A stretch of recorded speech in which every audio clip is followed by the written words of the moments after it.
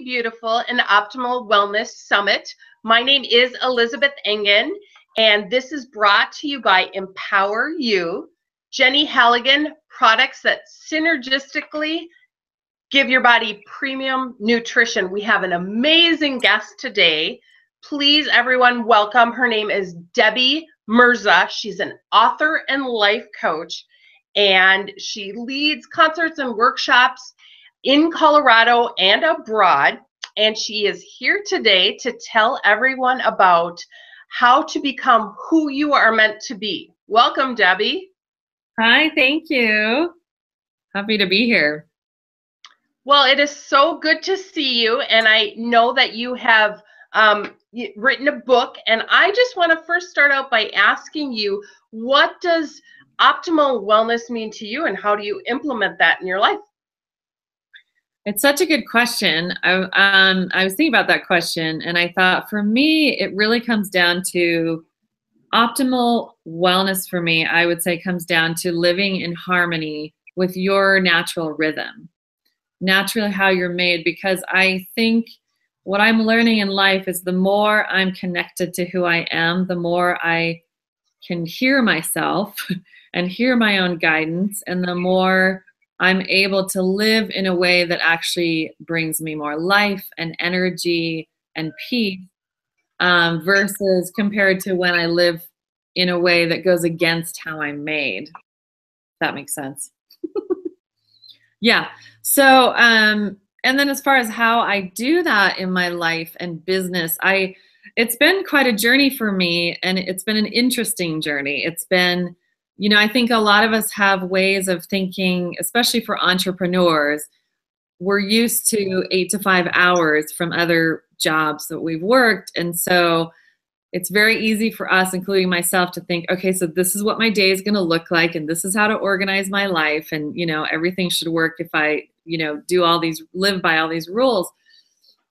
And I've seen that sometimes I have no motivation, and sometimes I just feel like going outside, and sometimes I feel like laying down on my living room floor, and and then it's like, oh no, I'm not going to get anything done if I live, just listening to what I want to do. But I've noticed the more I listen to my own prompts, like my own cravings and desires, sometimes my brain will feel so full. And I'll think, what do I feel like doing right now? And the only thing I feel like doing is laying flat on the floor for some reason. And so I'll do that. And it's at those moments that ideas come to me, and things will reshuffle in my mind. Like, you know what, it's going to work better if you do this, and maybe let go of this, So I've really learned, and then some days I think everything in me wants to go climb a mountain and just sit there and be quiet. And I think, well, that's not productive. I have this list of stuff I'm supposed to do, And so I will do that. I'll take the risk and listen to myself. And I'll go spend some hours in nature.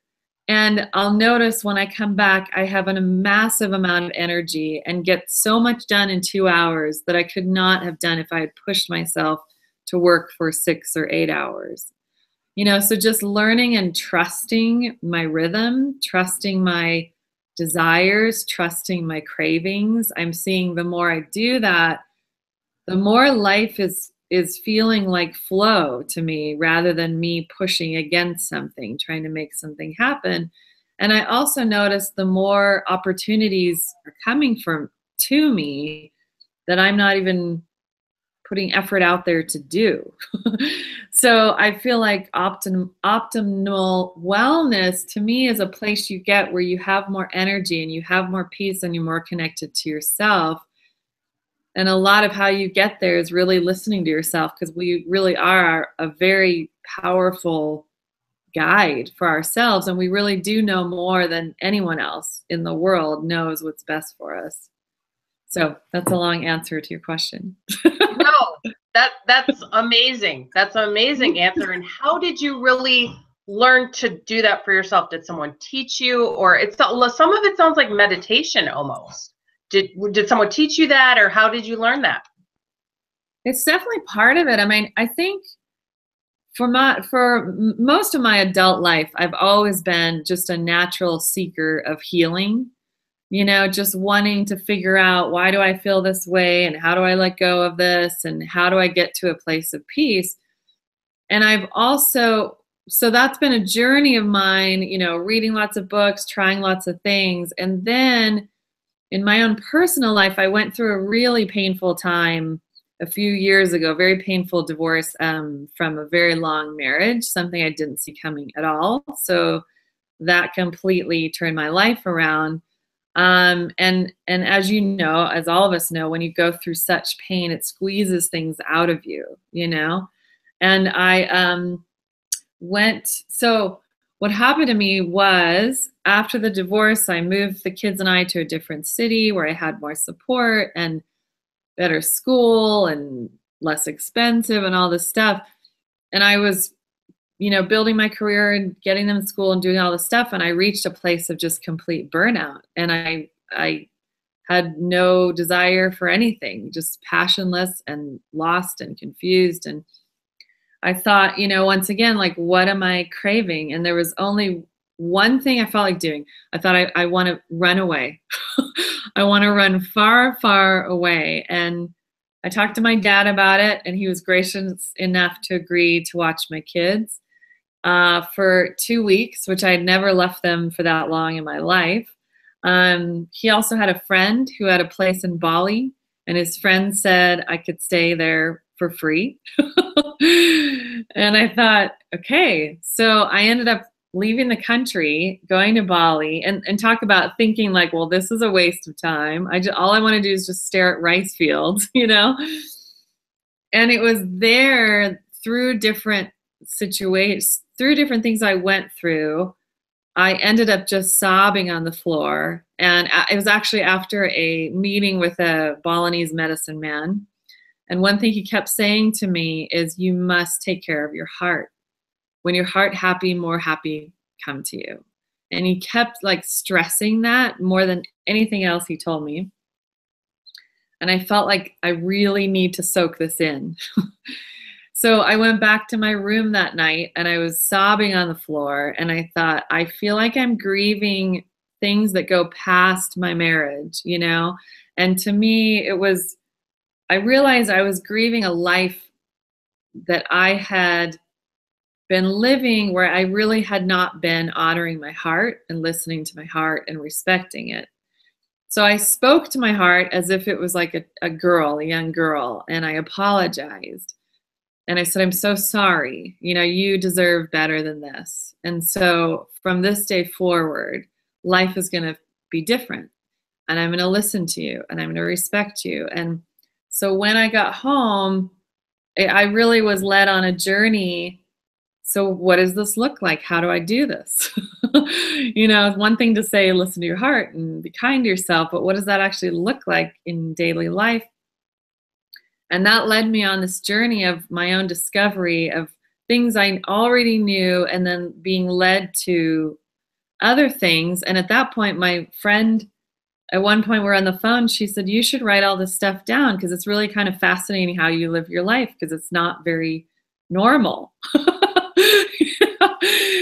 And she's like, this could really help people. So that was the birth of my book. It's like all about how do you become the safest place possible to live in, through my own process. And now I'm saying this and I can't even remember what your question was to begin this long story.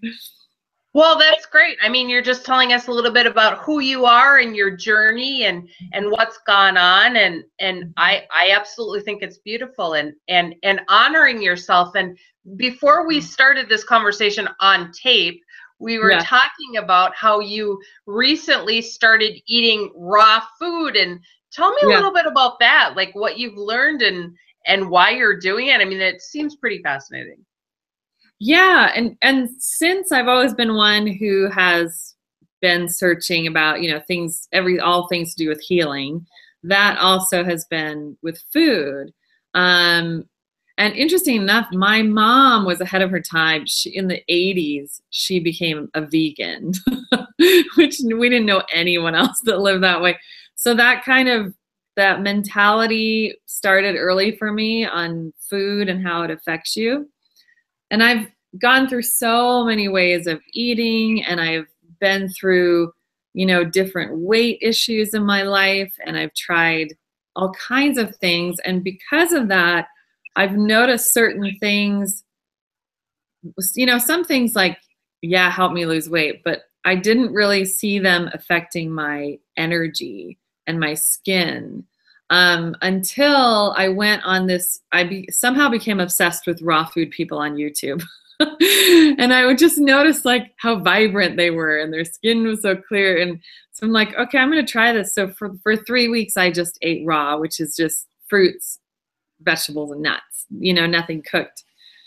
And I noticed like age spots on my face completely went away. And I noticed more energy and more clarity in my brain. So I've been wanting to I've been, I would say, dabbling in that for the last couple years. And when I tried to do it on my own here and there, it just felt overwhelming, and it felt like a lot of work, and then it felt really boring. Like I want like a chip or something, you know, where I would just eat fruits and vegetables. So I thought as this desire increased, I came across this cookbook called Raw Vitalize.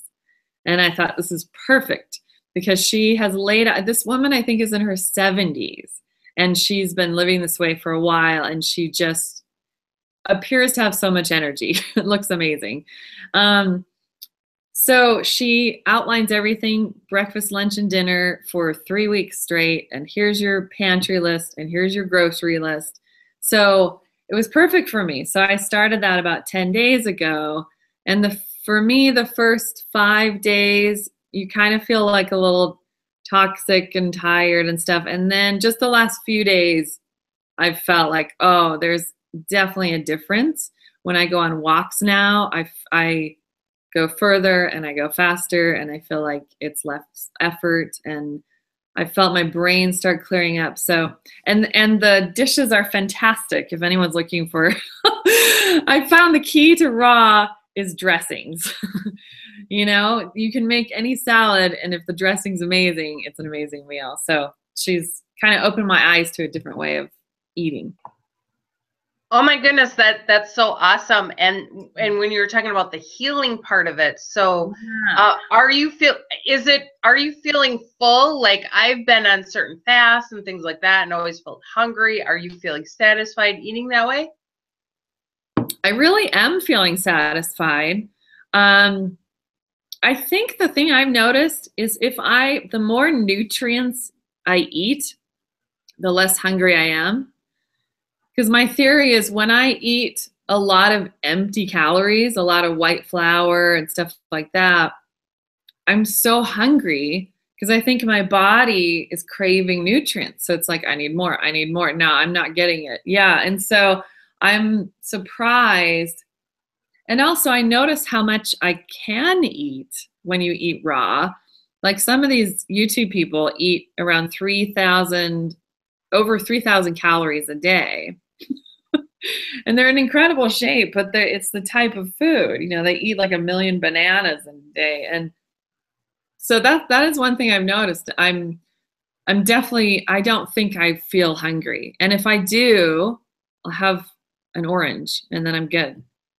I've noticed when I get really hungry, when I eat, I don't really need that much. So it's fascinating. That is fascinating. It is. Yeah. So tell me how you got momentum in your business and in kind of becoming who you were meant to be. Like you told me about the book and how you got started, but tell me about how like you got involved in your business and how that got going. Yeah, that's another book too. that's been an interesting journey because for me, it's been the whole thinking of like, will it actually work if I do what I really want to do? Or should I have backups? You know, because I know this will make money. And I made a decision, I think it was maybe a year ago. I was kind of straddling both. I was pursuing things that sounded great to me, and I was also had like a backup that I knew would make me money. And I was really unhappy. And so it was like, okay, Debbie, what is it you really want to do? You know, the thing that scares you, the thing that you have no idea how. And so I got really honest. And for me, that's a mixture of writing, life coaching, singing, and retreats. And a big one for me was singing, which actually we didn't talk about before. And that's like I guess I'll focus on that just to give you a story of like what that looked like with my business. I love to sing. I know I can sing. I knew I wanted to be able to create original songs that helped heal and connect people with their heart and soul and bring calm to the world. I just knew I wanted to do that. I had it in me and I had absolutely no idea how. And I've been trying for years. I've been writing songs and they just turn out corny and they don't turn out to be what I feel inside. Like, no, this does not reflect what I'm feeling, you know? And so when I got kind of fierce about it, where it was like, okay, I want to do this and I'm going to figure out how. And so the first part for me, like I'm a big believer in angels and helpers. And so I feel like I have meetings with them, you know, where it's like, okay, this is what I want and this is what I need from you. So can you do this? I need someone to help me. I need someone who understands music. I need someone in the business. And I'll make a long story short, but I ended up meeting this guy. We met at a coffee shop. I told him this vague thing that I just told you. And he said, I think I can help. He said, let's just try it. You know, hire me for one session and let's see what happens. And this, working with him, this amazing song, he was like this music whisperer, coach kind of person. And he drew this song out of me that was so stunning. We were both like, whoa. And so with him, I in a few months created this album that's coming out. I think it's being copyrighted right now, but by the summer. So I say that because that's just an illustration of my business. It's been this journey of like, I'm actually going to go towards what I want to do and I don't know how. And that's just a constant theme in my life right now. Now I want to do this and I have no idea how. So let's start with getting really clear on what I want, asking for help, and then taking step one. And one step leads me to another, and people come in my life. And so that's been very much a pattern that I'm seeing more and more since I'm getting closer to who I am and getting more clear on what it is I really want. I think that's amazing. And I totally agree with that as well. And I'm interested in hearing that coach about, he was helping you with your music.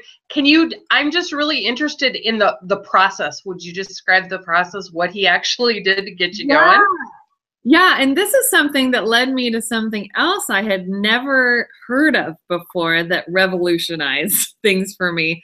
It's called human design something. It's like astrology mixed with Kabbalah, mixed with some Chinese thing that identifies your type and what strategies in life work for you. So what I learned from that is that what works for me is to say what I want and then wait for something to respond to.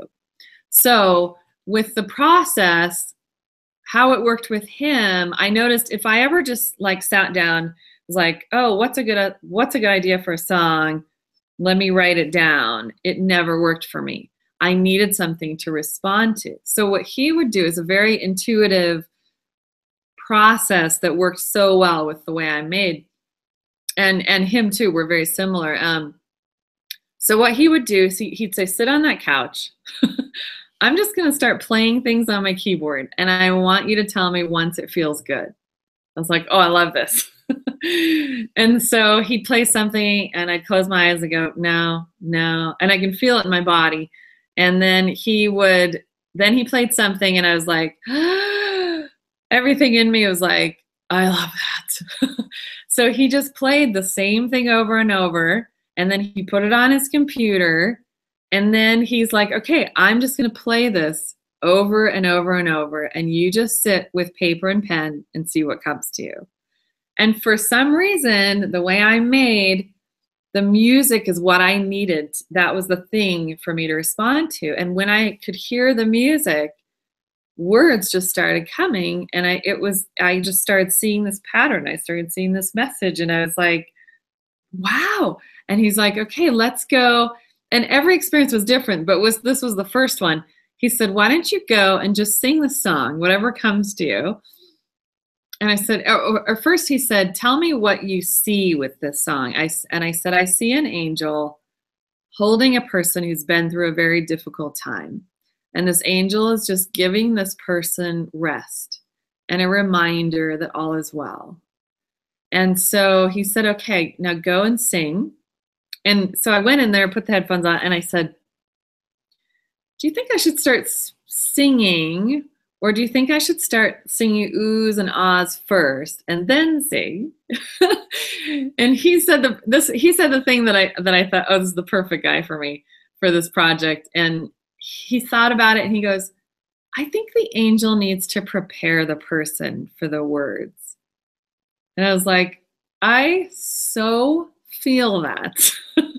So the music starts and I sing these beautiful oohs and ahs, and then I start into the song, the words, and it's like this cradling song that's so beautiful. So that was the process to give you a picture. It's very unorthodox. I'm sure it's, not in any how to write a songbook, but it was my way.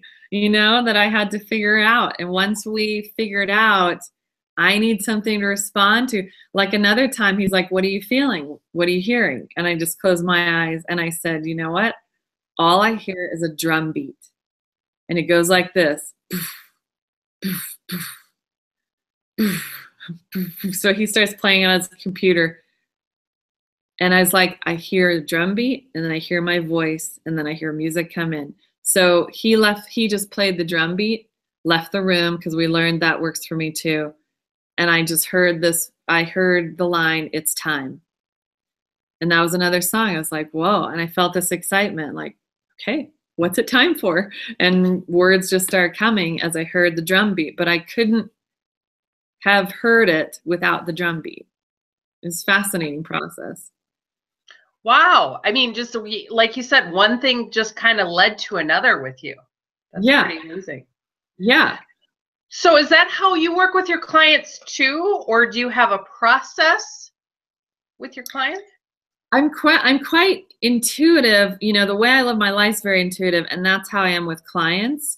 And I very much love helping them like peel away the layers that are over their heart that have been built up over time to get to who they really are, because that's where the gold is, and then I really so believe we each have our own guidance. So the closer we get to who we really are, the more we can easily hear that. So I work a lot in that way with my clients. And so, sometimes that's like, first, let's peel away the layers so we can get to you, and really, really see, who you are behind all these beliefs you have and thoughts and fears and all the stuff that's built up over time. Let's work through that stuff, get to the gold, and then really be able to then hear your answers and hear your guidance that unfolds into a beautiful life for them. So, yeah. Is there, and I'm sure people are very individual, but what are three common, I hate to say pitfalls, but challenges that some of your clients have? I think most of our challenges come down to our beliefs more than our circumstances, and a lot of us have very common beliefs, very shared beliefs. So yeah, it's super helpful to figure out, first it starts with our stories. I don't have time, or I don't have energy, or this and that, so I can't do this. And, and really those are stories that are filled with, when I'm listening to people's stories, I'm hearing beliefs, beliefs that, if someone's really tired and their health isn't great right now, they're not going to be able to do this. That's in their thought. It's like, really? I wonder if that's true. Let's look at that. And so, and it's amazing because that's the stuff that zaps us of energy, talking about optimal health. So the more we work through those thoughts, and the more we actually see that they really are actually thoughts and not reality, the more our body settles down and calms down, and we feel more peace, and then we're able to listen. So I think our biggest pitfalls most of the time is our beliefs that just actually aren't true. Is it hard for your clients to change their paradigms? Are you able to show them that it's not true? Yeah, I am, through different ways. I'm big on the Byron Katie. I don't know if you've heard of her. I'm big on the thought work that she does. I'm big on also just helping through, sometimes, for myself, it helps to think of examples that counteract my fears. Because we tend to really have structures, a lot of rules we don't even notice. This is how life works, and it only works this way. And if I can't do this, it's not going to work for me. So it's pretty amazing how even just questions that I ask people can start opening their mind and help them see things in a different way. There's so many techniques, and I do work very individually with each person, because for some person doing thought work is just like, ugh, another person that's like perfect. For someone else, a guided meditation helps them, get to seeing truth and stuff like that. So I'm quite intuitive on, I can pick up from people what their heart is really longing for, and what would really help them see the truth about themselves. So, and I love that. I love that.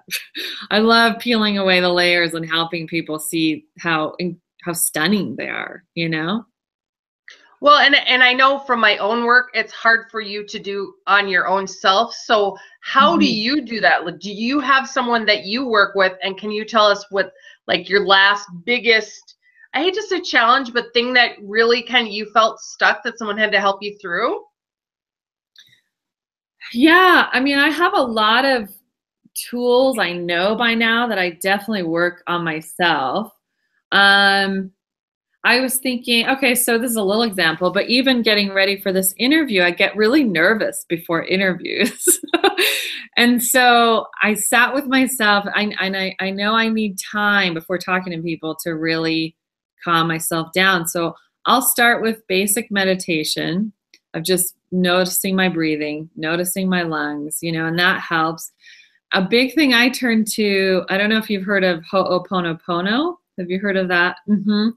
I do that a lot, because it's like, okay, something in me is causing me to feel fear and anxiety. And I also speak to myself in a very loving way.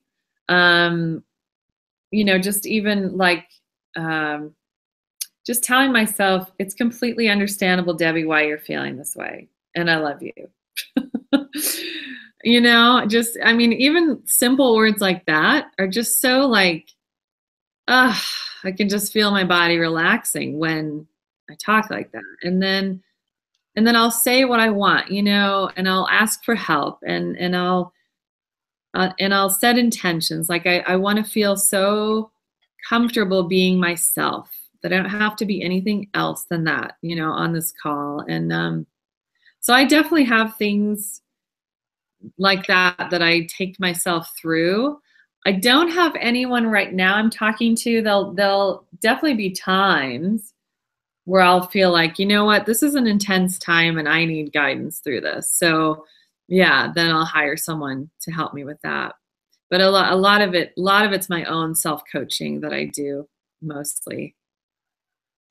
Wow, that's kind of amazing. I always need somebody outside myself. I tend to journal a lot, but So before we wrap up, one last thing that you want to share with everybody, one last message? Yeah, so I'd love to share, I'd love to talk about my book. Should I do that now, or? Okay, well, Or before you do, yeah, is there one last thought you want to share before we can tell everybody about how to find you and all that? Yeah, what is one last thought? I feel like saying you were made for love and peace. And that's home. That's what home feels like. And I feel like encouraging people to know if you're feeling things other than that, to really nurture yourself and really listen, like, what is it that I need right now to feel love? Just even starting with that basic thing. What do I need right now to feel love for myself? And kindness. Kindness is just such a powerful, it seems so simple, but it's life-changing. The kinder we are to ourselves, it changes everything. Yeah, I think it does, and we all need to love ourselves. I need to love myself a little bit more each day. So thank you so much. And yes, yeah, tell us a little bit about your book, how we can find you, how we can follow you. Yeah, I'd love to. The best way to find me and follow me is my website, which is myname.com. So debbiemirza.com. And what I'm doing right now is, instead of offering one-on-one coaching for a certain price, I've decided to offer a package. It's a 3-month package. If people really want to go deeper with the whole theme of how do I create a safe space? How do I change how I am with myself and in the world? So I'm really excited about that. That's a brand new thing that I'm offering. And my book, it's called The Safest Place Possible, Becoming Who You're Meant to Be. And it's on Amazon right now. And pretty soon I created an accompanying workbook, companion workbook to go with it.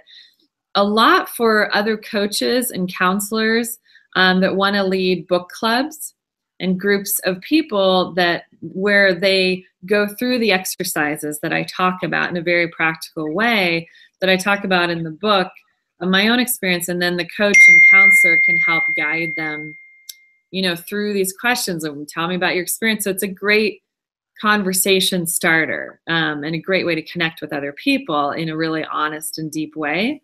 So I'm really excited about that. So so the book is out already on Amazon. The workbook should be out in 2 to 3 weeks.